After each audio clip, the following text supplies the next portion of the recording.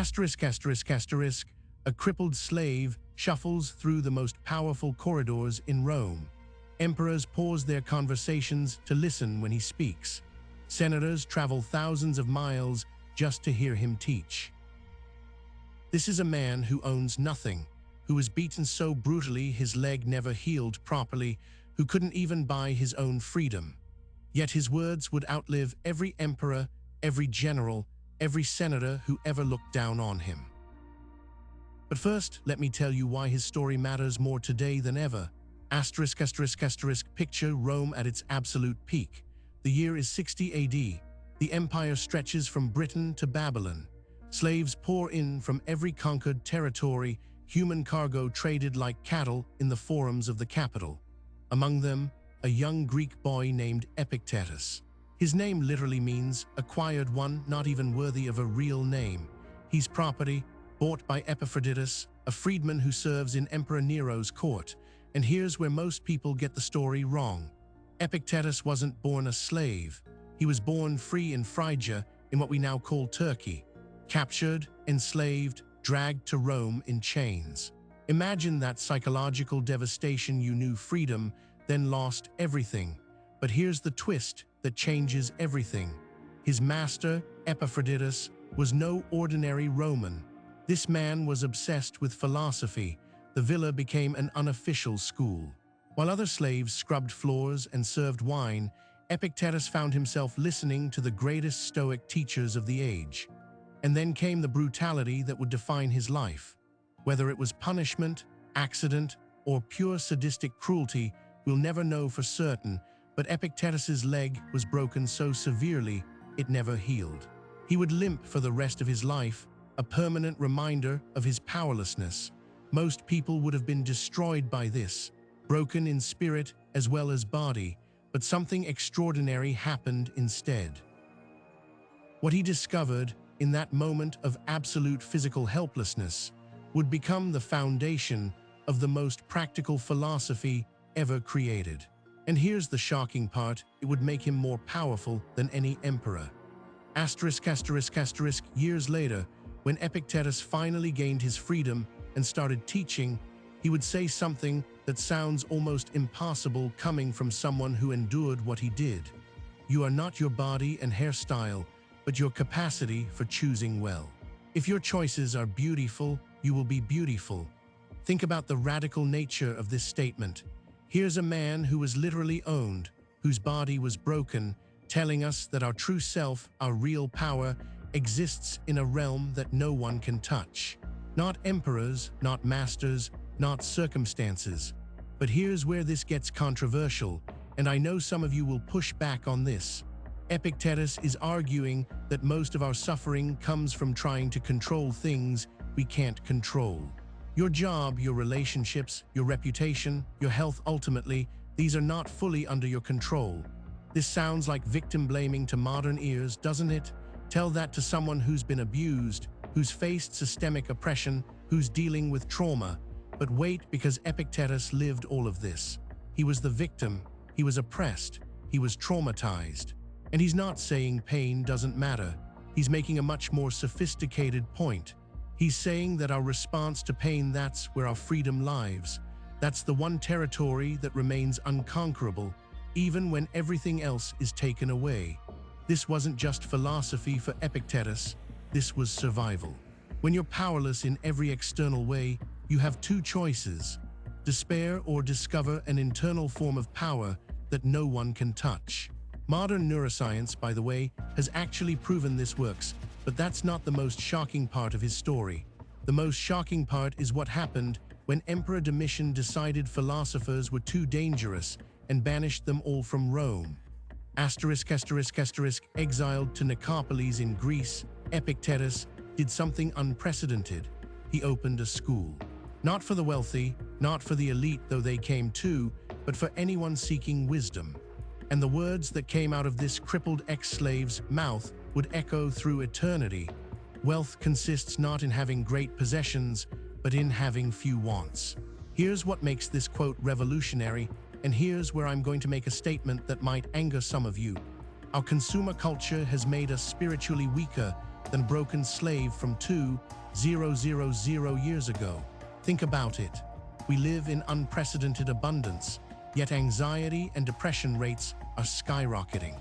We have more choices, more opportunities, more comfort than any humans in history, yet we're miserable. Why? Because we've been conditioned to believe that happiness comes from accumulation. More money, more likes, more achievements, more stuff. But every ancient wisdom tradition, not just Stoicism, tells us this is precisely backwards. Epictetus discovered something that modern psychology calls hedonic adaptation. We always adjust to our circumstances. The new house, the promotion, the relationship, the happiness boost is temporary. We're on a treadmill, always chasing the next thing. But here's the practical application that changed everything for his students, including some of the most powerful people in Rome. Instead of asking, "How can I get more?" start asking, "How can I need less?" Not in terms of living in poverty, but in terms of psychological dependence. When your sense of well-being doesn't depend on external circumstances aligning perfectly, you become antifragile. You become what Epictetus called invincible, not because nothing can hurt you, but because nothing can break your core. And this brings us to the most powerful lesson he taught, the one that would influence everyone from Marcus Aurelius to modern Navy SEAL. But there's something even more profound happening here, something that reveals the true genius of Epictetus. Picture the scene. Students from across the Roman Empire gather in Nicopolis. Senators sit next to merchants, freedmen next to slaves. Social hierarchies dissolve in the presence of wisdom. And Epictetus, this limping former slave, delivers the teaching that would echo through millennia. It's not what happens to you, but how you react to it that matters. Now, before you roll your eyes and think, "I've heard this before," understand what he's really saying. This isn't positive thinking. This isn't just think happy thoughts. This is something far more radical. Epictetus is claiming that between any stimulus and your response, there's a gap. And in that gap lies your freedom, your power, your humanity. The slave masters could control his body, but they couldn't control his interpretation of what was happening to his body. Modern neuroscience calls this metacognition, thinking about thinking, the ability to observe your own mental processes. What Epictetus called the inner citadel, the unconquerable fortress of the mind. But here's where his teaching becomes almost mystical and why emperors would seek him out.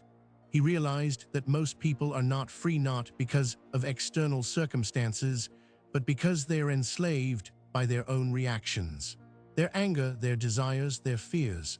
You think you're free because you can vote, because you can travel, because you can choose your career. But are you free from the need for approval? Are you free from the fear of death? Are you free from the compulsion to check your phone every 5 minutes?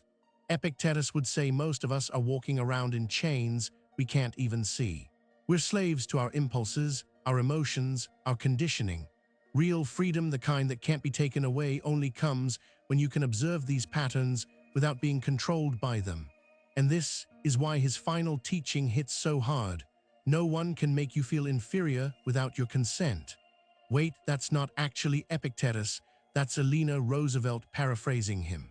But the idea is pure Stoic philosophy, and it reveals something profound. These ancient insights keep getting rediscovered because they're pointing to something timeless about human nature. What was Epictetus really teaching?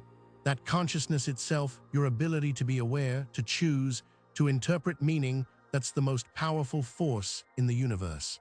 More powerful than emperors, more enduring than empires.